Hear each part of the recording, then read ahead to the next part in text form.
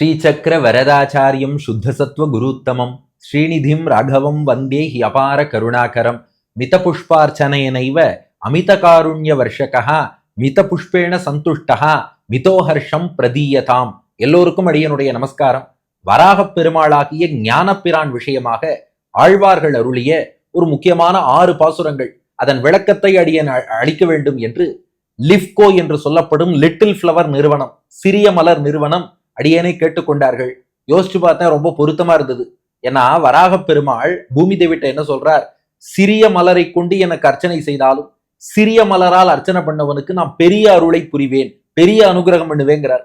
சிறிய மலருக்கு பெரிய அனுகிரகம் பண்ணக்கூடிய வராகப் பெருமாள் சிறிய மலர் லிட்டில் ஃப்ளவர் கம்பெனி ஆகிய லிஃப்கோவுக்கும் பெரிய அனுகிரகம் பண்ண மாட்டாரா? அதனால மித புஷ்ப அர்ச்சனையினைவ, மித புஷ்பம் சின்ன பூவால அர்ச்சனை பண்ணாலும் அமித காருண்ய வர்ஷகா, பெரிய கருணையை பொழிபவர் வராகன். சின்ன பூவால பண்ணதுக்கே பெரிய கருணை பொழியறார்னா லிஃப்கோ நிறுவனம் பெரிய பூக்களாகிய ஆழ்வார்களுடைய பாமாலையே வராகப் பெருமாள் திருவடியில சிறிய மலர் நிறுவனம் பெரிய மலர்களை சமர்ப்பிக்கிறார்னா இன்னும் பெரிய அனுகிரகம் தானே பண்ணுவார், பொருத்தம் தான். ஆக 6 பாசுரங்கள் வராகப் பெருமாள் விஷயமாக காணப்போகிறோம். முதல் பாசுரம் பேயாழ்வார் அருளி செய்த 3ஆம் திருவந்தாதியின் 54வது பாசுரம். இந்த பாசுரத்தில் வராகப் பெருமாளுக்கு பூமி தேவி மீது எவ்வளவு காதல் என்பதை தெரிவிக்கிறார் பேயாழ்வார். தாளால் சகடம் உதைத்து பகடு உந்தி கீழா மருதிடை போய் கேழலாய் மீளாது மண்ணகலம் கீண்டங்கோர் மாதுகந்த மார்வர்க்கு பெண்ணகலம் காதல் பெரிது. இந்த பாட்டுல ஒரு பாதி கிருஷ்ணாவதாரம், இன்னொரு பாதி வராக அவதாரம். முதல் பாதியில தாளால் சகடம் உதைத்து, திருவடியால் மாட்டு வண்டி சக்கர வடிவில் வந்த சகடாசுரனை உதைத்து வதம் செய்து, பகடு உந்தி, பகடுன்னா யானைன்னு அர்த்தம், கோலையாப்பிடம் என்னும் யானையை உந்தினா உதைத்துன்னு அர்த்தம். அப்ப பகடு உந்தி கோலையாப்பிடம் யானையை உதைச்சு கீழா மருதிடை போய், கீழானா பிரியாத சேர்ந்திருந்த 2 மருத மரங்கள், நளகூபரன் மணிகிரீவன் சாபத்தால மரமா இருந்தான். மருது இடை போய், அந்த மருத மரங்களுக்கு இடையிலே உரலோடு போய் 2 பேரையும் சாய்த்து சாப விமோச்சனம் கொடுத்தான். அப்போ சகடாசுரனை உதைத்தான், கோலையாப்பிட யானையம் உதைத்தான், அதுக்கப்புறம் 2 மருத மரங்களை சாய்த்தான். அந்த கிருஷ்ணன் தான் முன்பு வராக அவதாரமும் எடுத்தான். கேழலாய், கேழல் என்றால் பன்றி, பன்றி வடிவிலான மகா வராக அவதாரம். அந்த அவதாரத்துல மீளாது, மீளாதுன்னா திரும்பி வராதுன்னு அர்த்தம். இவர் பன்றி வடிவம் எடுத்துட்டு அப்படியே அந்த பிரளய வெள்ளத்துக்கு அடியில பூமி இருக்கான். பொதுவா யாரா பார்த்தா எவ்வளவு ஆழம்னு எட்டி பார்த்துட்டு ரொம்ப ஆழமா இருக்கு போக வேண்டாம் திரும்பி வந்துருவா இல்லையா? ஆனா மீண்டு வராது, மீளாது, தைரியமா உள்ள போனார். மண் அகலம் கீண்டு, மண் அகலம்னா அகலமான மண், அதாவது பறந்து விரிந்த இந்த பூமி தேவின்னு அர்த்தம். இந்த மொத்த பூமியை கீண்டுன்னா அப்படி குத்தி மேலே எடுப்பதுன்னு அர்த்தம். பன்றி என்ன பண்ணுமா, கோரை கிழங்கு பூமி கடியில இருந்தா கொத்தி மேல எடுக்கும். அது போல மண் அகலம் கீண்டு, அகலமான மண்ணையே அப்படி கொத்தி மேல எடுத்து அங்கு ஓர் மாதுகந்த மார்வர்க்கு, அவர் எப்படிப்பட்டவர்னா ஓர் மாது, ஒப்பற்ற மங்கையான ஸ்ரீதேவி மகாலட்சுமி தாயார் இருக்காளே, அவள் உகந்த மார்வர்க்கு, அந்த லக்ஷ்மி விரும்பக்கூடிய திருமார்போடு இருக்கார். ஆனா இவர் திருமார்ப லக்ஷ்மி விரும்பினாலும் இவருக்கு யார பிடிக்கும்னா பெண் அகலம் காதல் பெரிது. பெண் என்பது இங்கே பூமி தேவியை குறிக்கிறது. அகலம்னா அவளுடைய திருமேனி, பெண் அகலம்னா பூமாதேவி தாயாரின் திருமேனி இருக்கே, அதில் உள்ள காதல் பெரிது. பூமி தேவிட்ட தான் ஆசை அதிகம். ஏன்னா ஸ்ரீதேவியை திருமார்போடு அணைத்து கொண்டார். ஆனா பூமி தேவிக்காக கடலுக்கடியிலேயே தாயிறங்கி மீட்டு கொண்டு வந்தார் இல்லையா? லக்ஷ்மி கல்யாணம் கூட எப்படிப்பா நடந்ததுன்னா, இவர் வெளியில இருந்து பார்க்கடலை கடைஞ்சார், கடலுக்குள்ளேந்து ஸ்ரீதேவி தானா வந்தா, இவர் கழுத்துல மாலை இட்டா, திருமார்புல உட்கார்ந்தா. பூமி தேவி அப்படி இல்ல, கடலுக்கு அடியில அவ கிடக்கா, இவர் இறங்கி போய் பூமி தேவியை மீட்டு மேல கொண்டு வருகிறார் என்றால் அப்போ பெண்ணகலம் காதல் பெரிது.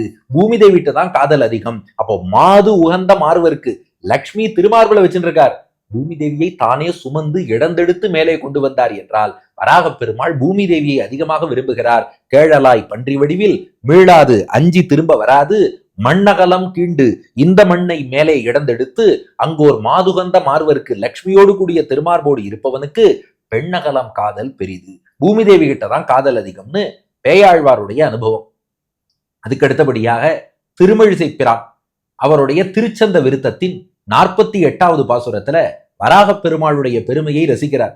இந்த பாட்டுல என்ன தெரிவிக்கிறார்னா, நாமெல்லாம் இப்போது வாழ்கிறோமே, இந்த காலத்தை அமைத்து கொடுத்தவரே வராகப் பெருமாள் தான். ஏன்னா இந்த படைப்பு சுழற்சியின் தொடக்கத்துலதான் ஹிரண்யாக்ஷன் பூமியை பிரளய கடலுக்குள்ள ஒழிச்சு வச்சிருந்தான்.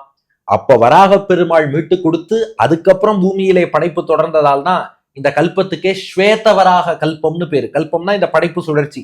நாம கூட சங்கல்பம் பண்ணும்போது ஸ்ரீ ஸ்வேதவராக கல்பே என்றுதான் சொல்கிறோம். அப்படி நமக்கு இந்த காலத்தையும் இந்த பூமியையும் தந்தவரே வராகன் என்று திருமிழிசை பிரான் திருச்சந்த விருத்தத்தின் 48ஆம் பாசுரத்திலே தெரிவிக்கிறார்.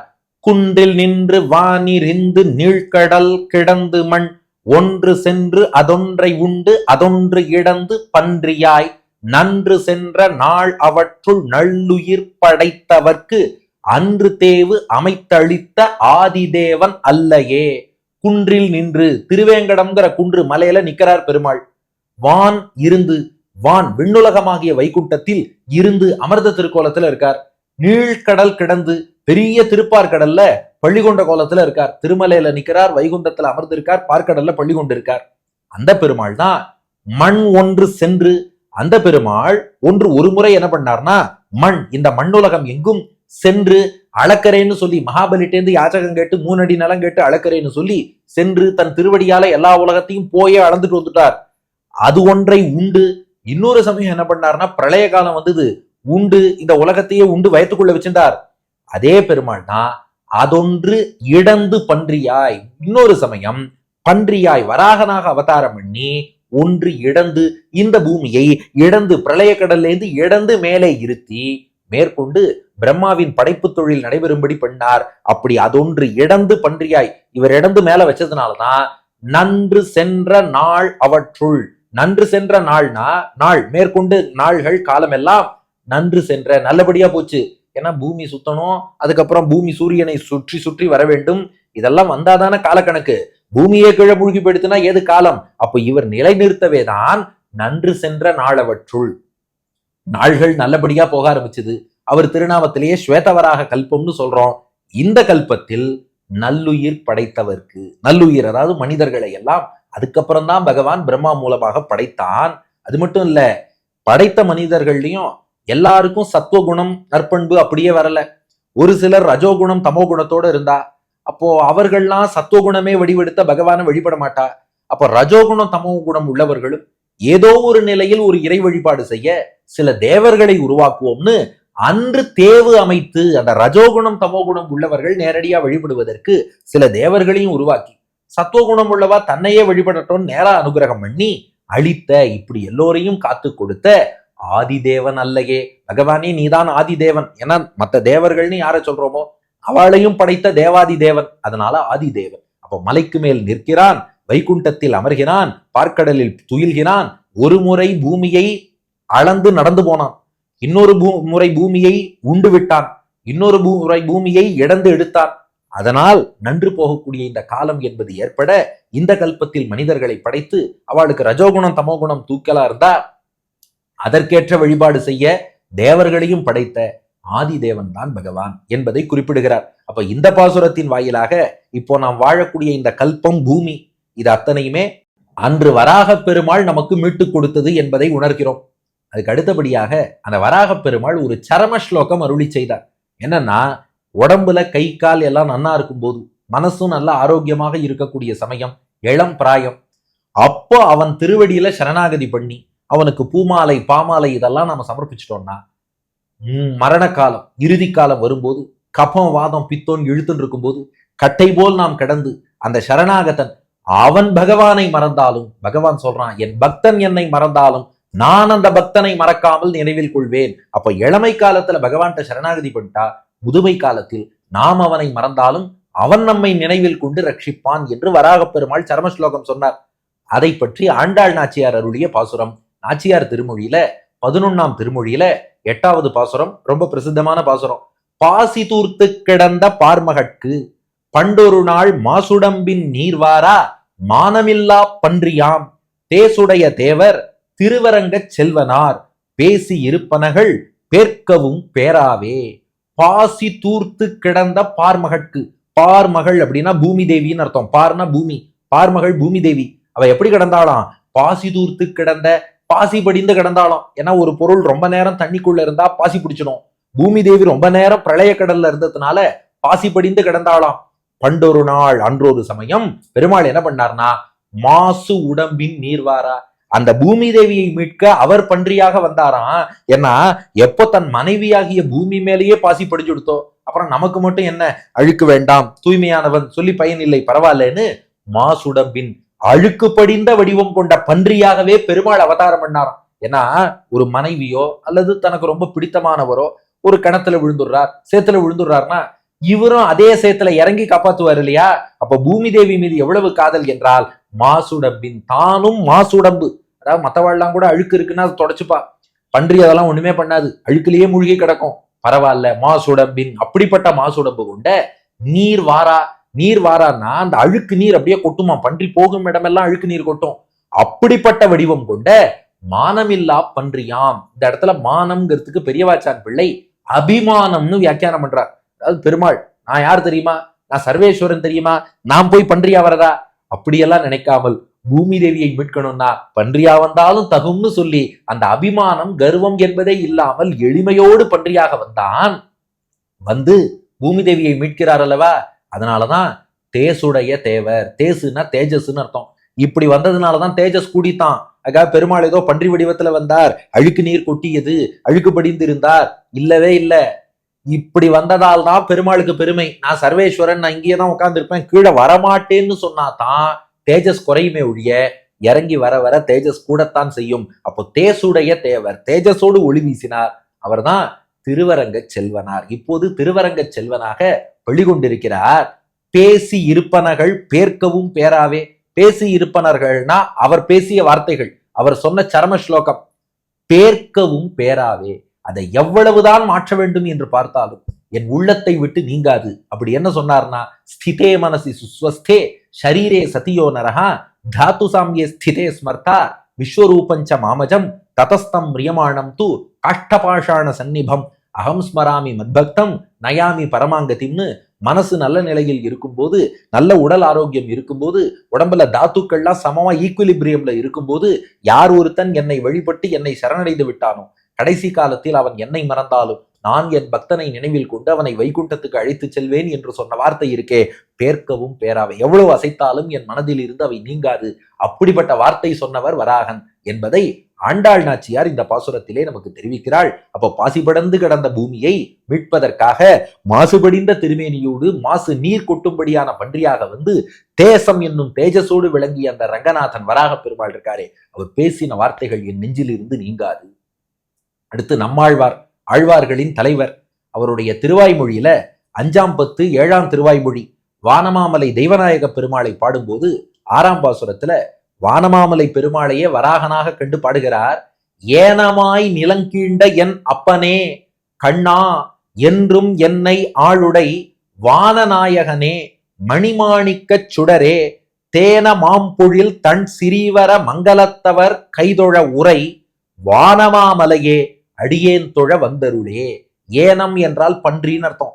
ஏனமாய் நிலம் கீண்டனா பன்றி வடிவில் நிலமாகிய பூமியை கீண்ட இடந்து மேலே எடுத்த என் அப்பனே, அப்பன்னா பேருதவி புரிந்தவன் அர்த்தம். நாங்கள்லாம் வாழ்வதற்கே நீதானப்பா அனுகிரகம் பண்ணியிருக்க. அப்படி பன்றி வடிவில் வந்து பூமியை மீட்டெடுத்த என் தந்தையே கண்ணா, உடனே கிருஷ்ணன் விட்டார். ஏன்னா அவதாரங்கள்லயே எளிமை மிக்க அவதாரம்னா 2ஆம். ஒன்னு வராக பெருமாள், மற்றொருவர் கண்ணபிரான். கிருஷ்ணன் மாடு மேய்ச்சிண்டு மாட்டு கொட்டகை மாட்டு தொழுவோம் இப்படியே வாழ்ந்தான். வராக பெருமாளும் பன்றியாக அவ்வளவு எளிமையோடு அவதாரம் பண்ணார். அதனால கண்ணா என்றும் என்னை ஆளுடை வானநாயகனே, நீ வானம் வைகுண்டத்துக்கு தலைவனான போதும் என்னை போன்ற தாழ்ந்தவனையும் அடிமை கொண்டு என்னையும் ஆட்சி செய்கிறாயே. மணிமாணிக்க சுடரே, ஒரு மாணிக்கம் போல் ஒளி வீசுபவனே. தேன மாம்பொழில் தன் சிறீவர மங்கலத்தவர் கைத்தொழ. ஸ்ரீவர மங்கள நகர்னு போற்றப்படும் வானமாமலை, அங்கே பார்த்தால் தேன் நிறைந்த நிறைய மான் தோப்புகள்லாம் இருக்கான். அப்படிப்பட்ட மான் தோப்புகள் நிறைந்த குளிர்ந்த வானமாமலையில் வாழும் அடியார்கள் கைத்தொழ உரை வானமாமலையே, அந்த அடியார்கள் வணங்கும்படியாக விளங்கும் வானளவு உயர்ந்த மா பெரிய மலையே. பெருமாள் திருமேனியே இப்படி இருக்கான். வான மாமலை, வானளவு உயர்ந்த மாமலை போல் இருக்கிறாயே. ஊருக்கும் வானமாமலைன்னு பேரு, பெருமாளுக்கே வானமாமலைன்னு பேரு. அப்படி வானளவு உயர்ந்த பெரிய மலையே அடியேன் தொழ வந்தருடைய, அடியேனும் உன்னை தொழுது உனக்கு தொண்டு செய்யும்படியாக அடியேனை தேடி நீ எழுந்தருள வேண்டும் என்று வானமாமலை பெருமாளை வராகனாக கண்டு அவர் செய்த உதவிக்கு நன்றி சொல்றார் நம்மாழ்வார். இந்த எளிமை வேற யார்கிட்ட பார்க்க முடியும்? ஏனமாய் நிலங்கீண்ட என் அப்பனே, ஏனம்ங்கிற பன்றி வடிவில் வந்து இந்த பூமியையே இடந்தெடுத்தாயேன்னு நம்மாழ்வாருடைய அனுபவம். நிறைவாக 2 பாசுரம், திருமங்கை ஆழ்வாருடைய பெரிய திருமொழியிலேருந்து ஒரு பாசுரமும் திருநெடுந்தாண்டகத்திலேருந்து ஒரு பாசுரமும் பார்க்க போறோம். ஆழ்வார்களின் கடைக்குட்டியான திருமங்கை ஆழ்வார் பெரிய திருமொழியில முதல் 10 முதல் திருமொழி 4ஆம் பாசுரம். வென்றியே வேண்டி வீழ்பொருட்கு இறங்கி வேர்க்கனார் கலவியே கருதி நின்றவா நில்லா நெஞ்சினை உடையேன் என் செய்கேன் நெடுவிசும்பு அணவும் பன்றியாய் அன்று பாரகம் கீண்ட பாழியான் ஆழியான் அருளே நன்று நான் உய்ய நான் கண்டு கொண்டேன் நாராயணா என்னும் நாமம். இப்போ வராகப் பெருமாளுடைய திருமேனி அது எவ்வளவு பெரிதாக இருக்கும் என்பதை வர்ணிக்கிறார் திருமங்கையாழ்வார். தம்மை முதல்ல சொல்லிக்கிறார், அடியேன் எப்படி இருந்தேன்னா வென்றியே வேண்டி. நாம பொதுவா அடியேன் அடியேன்னு கீழே போகணும். ஆனா வென்றியே வேண்டி எல்லாரையும் ஜெயிச்சு என் ஈகோவை சாட்டிஸ்ஃபை பண்ணிட்டு நான் பெரிய ஆளா இருக்கணும்னு ஆசைப்பட்டுட்டேன். வீழ்பொருளுக்கு இறங்கி அழியக்கூடிய உலகியல் விஷயங்கள் அதுக்கெல்லாம் ஆசைப்பட்டேன். வேர்க்கனார் கலவியே கருதி வேல் போல கண்ணுடைய பெண்கள் அவர்கள் மீது காமம் கொண்டேன். இப்படியெல்லாம் நின்றவா நில்லா, ஒரு இடத்தில் நில்லாத நெஞ்சினை உடையேன், சஞ்சலம் மிக்க மனத்தோடு வாழ்ந்து விட்டேன். என் செய்கேன், என்ன பண்றது? ஆனால் இப்போது புரிந்து கொண்டேன். என்னன்னா வராகப் பெருமாளுடைய பெருமையை அறிந்து கொண்டேன். பெருமாளே வந்து 8 எழுத்து மந்திரம் உபதேசம் செய்ததாலே வராகனை அறிந்து கொண்டேன். எப்பேற்பட்ட வராகன்னா நெடு விசும்பு அணவும், விசும்புனா வானம், நெடு விசும்பு அந்த பெரிய வானத்தை அணவும் அந்த வானளவு உயர்ந்து இருக்கக்கூடிய பன்றியாய் மகாவராகோ கோவிந்தகான்னு சகஸ்ரநாமத்துல பாக்குறோமே, நெடுவிசும்பு அணவும் பன்றியாய் மிகப்பெரிய பன்றி வடிவம் எடுத்து அன்று அந்த பிரளய காலத்தில் பூமி மூழ்கி இருந்த போது பார் அகம் கீண்ட, பாரகம்னா பூமி, பாரகம் கீண்ட பூமியை மீட்டெடுத்த பாழியான், பாழியான்னா மிடுக்கானவன், ஆழியான் கையிலே சுதர்சன சக்கரம் என்னும் ஆழியை ஏந்தியவன், பாழியான் ஆழியான் அருளே வலிமை மிக்க வராகப் பெருமாள், சுதர்சன சக்கரம் ஏந்திய வராகப் பெருமாள் அருளே, அவருடைய அருளால் நன்று நான் உய்ய நான் கண்டு கொண்டேன் நாராயணா என்னும் நாமம். அவருடைய நாராயண நாமத்தை உய்வடைவதற்காக நன்றாக கண்டுகொண்டேன் என்று பாடுகிறார். அப்போ விண்ணை முட்டும் அளவுக்கு பெரிய வடிவத்தோடு வராகம் தோன்றினார் என்பதை இந்த பாசுரத்தில் பார்க்கிறோம். நிறைவாக திருநெடுந்தாண்டகத்துல 20வது பாசுரம், இது தாய் பாசுரமாக அமைஞ்சிருக்கு. திருமங்கை ஆழ்வாருடைய பெண் பாவம் பரகால நாயகி, அவள் வராகனுடைய பெருமைகளை பேச அதை பார்த்து இந்த நாயகி என்னுடைய மகளாகிய பரகால நாயகி தலைவனை பிரிஞ்சு வாடுறாளேன்னு அந்த தாய் வருந்தி சொல்றாளாம். அப்ப அந்த தாய் என்ன சொல்றா, என்ன தருந்தாலும் என்னுடைய மகள் இவள் வராக பெருமாள் பூமியையே மீட்டெடுத்த பெருமாளுடைய திருநாமத்தை அல்லவோ சொல்கிறாள், இவளை பெருந்தவத்தள், இவளை பெரிய தவம் செய்தவள் என்றுதான் கொண்டாட வேண்டுமே ஒழிய ஏமா இப்படி அழுதுன்னு இருக்கேன்னா கேட்க முடியும்? எவ்வளவு பெரிய பாக்கியம். வராக பெருமாளை யார் வழிபடுகிறார்களோ அத்தனை பேரும் பாக்கியசாலிகள்னு அர்த்தம். ஏன்னா பாக்கியம் இருந்தாதான் அந்த ஞானப்பிரானை வழிபடும் பாக்கியமும் அந்த ஞானப்பிரான் அருளும் கிடைக்கும். அதனால அந்த தாய் சொல்றா தன் மகளை எண்ணி, தேராளும் வாழறக்கன் செல்வம் மாள தென்னிலங்கை முன் மலங்க செந்தி ஒல்கி பேராளன் ஆயிரந்தோள் வாணன் மாள பொறுகடலை அரண் கடந்து புக்கு மிக்க பாராளன் பார் இடந்து பாறை உண்டு பார் உமிழ்ந்து பார் அளந்து பாறை ஆண்ட பேராளன் பேரோதும் பெண்ணை மண்மேல் பெருந்தவத்தள் என்றல்லால் பேசலாமே. இப்ப அந்த தாய் சொல்றா அந்த பெருமாள் எப்படிப்பட்டவர்னா தேராளும் வாழறக்கன், நன்கு தேர் ஓட்டி தேரிலே போர் புரியக்கூடிய வாழ் ஏந்திய அரக்கனாகிய ராவணன், அவனுடைய செல்வம் மாள, அவனுடைய ஆளுமை ஐஸ்வர்யம் செல்வம் அத்தனையும் அழியும்படி தென்னிலங்கை முன் மலங்க செந்தி ஒல்கி, மொத்த இலங்கையும் எரிந்து அழிந்து போகும்படியாக முன்னொரு சமயம் தீயை உமிழ்ந்து நெருப்பை உமிழக்கூடிய பானங்களை வீசி இலங்கையே மொத்தமாக எரித்தானே அப்படிப்பட்ட ராமன். மேலும் போராளன் ஆயிரந்தோள் வாணன் மாள பொறுகடலை அரண் கடந்து புக்குமிக்க பாராளன், அப்புறம் போர் புரிய வந்த 1000 தோள் கொண்ட பாணாசுரன், அவன் மாளும்படியாக அவன் தோற்று போகும்படி பொறு கடலை அரண் கடந்து, பாணாசுரனுடைய ஊர் சோனிதபுரம், அதை சுற்றி பாதுகாப்புக்காக ஒரு கடல் இருந்தது, அந்த கடலாகிய பாதுகாப்பையும் கடந்து புக்குமிக்க பாராளன், அங்கே போய் போர் புரிந்து அவனை வீழ்த்திய பாராளன். அப்படி பாறை ஆண்டு ஆளக்கூடிய அளவுக்கு ஆளுமை கொண்டவனாகிய கண்ணபிரான். அப்ப ராமனையும் சொல்லியாச்சு கண்ணனையும் சொல்லியாச்சு. ராமாவதாரத்துல ராவணன் இலங்கை மொத்தமாக எரிந்து போகும்படி அங்கே போய் பானம் வீசினவன். கிருஷ்ணாவதாரத்துல பாணாசுரன் அவனுடைய அந்த கடல், அந்த அரண், அதையே தாண்டி போய் அந்த பாணாசுரனை தாக்கினவன் அந்த பகவான் தான் இந்த பூமியை இப்படியெல்லாம் ரட்சிக்கிறான்னா, பார் இடந்து, பார் என்னும் பூமியை வராகனாக இடந்தெடுத்து மீட்டார். பாறை உண்டு, பூமியை பிரளய காலத்தில் உண்டார். பார் உமிழ்ந்து, படைப்பு காலத்தில் பூமியை வெளியிட்டார். பார் அளந்து, வாமனாவதாரத்தில் இதே பூமியை, பாறை அளந்து காட்டினார். பாறை ஆண்ட பேராளன்.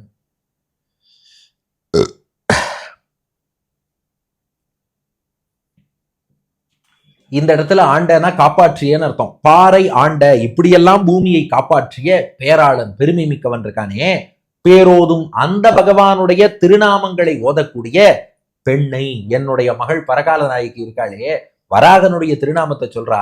அப்படிப்பட்ட பெண்ணை மண்மேல், இந்த பூமியில் பெருந்தவத்தள் என்றல்லால் பேசலாமே, பெரும் தவம் செய்தவள்னு மட்டும்தான் சொல்ல முடியுமே ஒழிய வேறு என்ன வார்த்தை சொல்லி இவளை கொண்டாடுவது?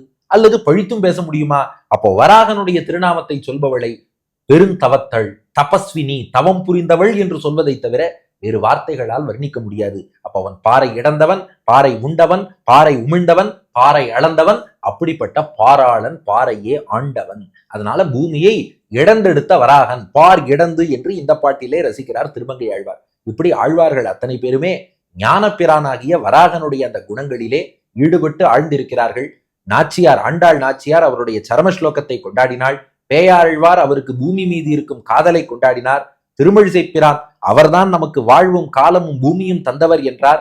நம்மாழ்வார் திருவாய்மொழியில, ஆகா, இந்த பூமியை மீட்டெடுத்து எங்களுக்கு பேருதவி செய்த அப்பனேன்னார். திருமங்கை ஆழ்வாரோ அவருடைய வடிவத்தின் பெருமையும் சொன்னார், அவர் திருநாமத்தை ஓதுவோரின் பெருமையும் சொன்னார். இப்படிப்பட்ட பெருமைகள் கொண்ட வராக பெருமாளை கைசிக ஏகாதசி நன்னாளிலே அனைவரும் வழிபட்டு, சிறிய மலர் நிறுவனம் லிஃப்கோ, லிட்டில் ஃப்ளவர் மூலமாக நாம் பெரிய பெரிய மலர்களை அந்த பகவான் திருவடிகளிலே அர்ப்பணித்து வராகன், பூமி தேவி அவர்களின் அருளுக்கு பாத்திரமாவோம். நன்றி, வணக்கம்.